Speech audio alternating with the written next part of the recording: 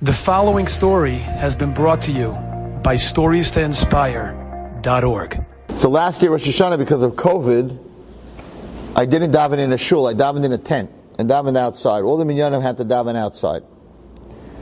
The chazan who davened for the Amid, and he davened Yom Kippur also, which is Musaf. He davened Musaf, which is like 4 hours, 3 hours.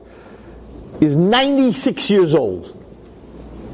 96, Holocaust survivor. Magnificent voice at 90. I don't know how he does it. He got a power. He's 96 years old. A beautiful voice, and not like a powerful voice. I'm very proud that he's still a chazan. He was a chazan in the Holocaust when he was 13, I think, something like that. Anyway, I'm very into talking to Holocaust survivors because I deal a lot with survivors of abuse.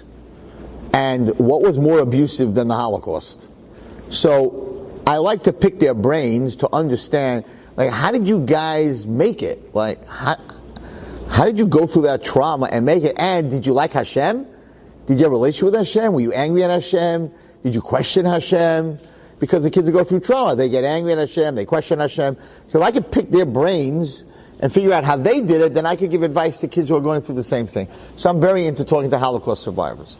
He's a Holocaust survivor.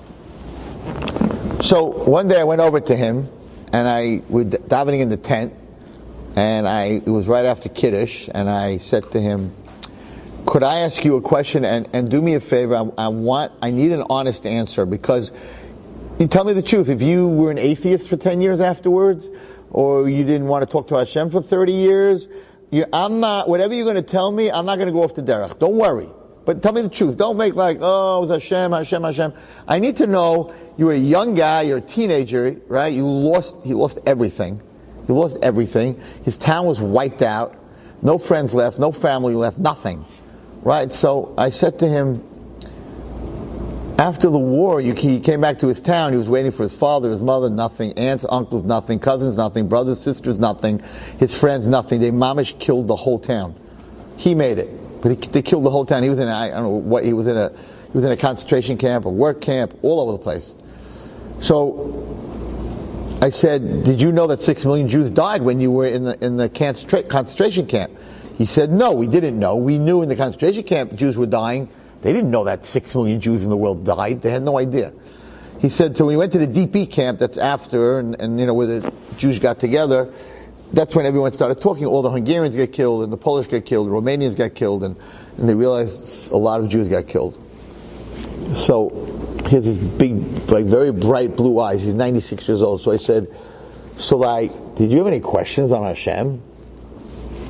And this old man looks at me, and he says, I did. I'm like, oh, a normal one. It's normal to have questions when you go through something like that, especially if you're a teenager. It's not like he was a rebel, he was a teenager. I said, oh, you did have questions. He goes, yes, I had one question.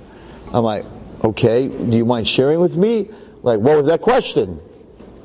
He says, one night, I was crying. I had nobody. He says, you don't understand. You're in the world, you don't speak the language, you don't know anyone, you have no reference. There's no reference. You don't have a friend. You don't have a neighbor. There's no reference. You're like a fish out of water. There's no connection. There's no one you can bounce off. He had nothing. He said, I looked up. I was crying. He says, I looked up at Shemayim. I said, Hashem, I have one question I want to ask you. I just heard that millions of Jews died. Why did you save me? Why am I special? What did I do good that you saved me? Not why did 5 million Jews die? How could you do this, Hashem? You're evil, you're mean. No, that wasn't his question. Hashem does what he does, and I don't know what he does, but I'm a nobody. Why did you save me? That was his question. Not why anyone died. So I want to tell you, Rabbi Wallerstein, what I did. He said, Hashem, I don't know why you saved. It's a true story. The man told me this himself. It's not in a book. He said, Hashem, I don't know why you saved me. Everyone else in my town died. I don't know why you saved me, but I'm going to tell you something. He was a teenager. He said, Beli neder, when I die, after 120 years, he's almost there, he's at 96, he should live till 120. Now he's 97 this year. He says, when I come to Shemayim, I'm going to have proven to you that you made a good choice. That's what he said. I'm going to prove to you that he made a good choice. Rabbi Wallerstein, you heard me daven today for the Ahmed? He made a good choice, no? I'm a good Baal Tefillah, no? And my grandchildren's in Brisk, and the other one's a Rav, and the other one's a doctor, and he starts telling me about, he's got Kanai Nahara, great-great-grandchildren, and he goes through the whole list, and he goes, Hashem made a good choice. I made up my mind as a teenager, I'm not going to waste the choice that Hashem made. Do you understand? He came through this trauma, and all he's looking at back is not his trauma, but that I got out alive in one piece. I'm going to prove to you that you made a good choice. I'm going to be a survivor.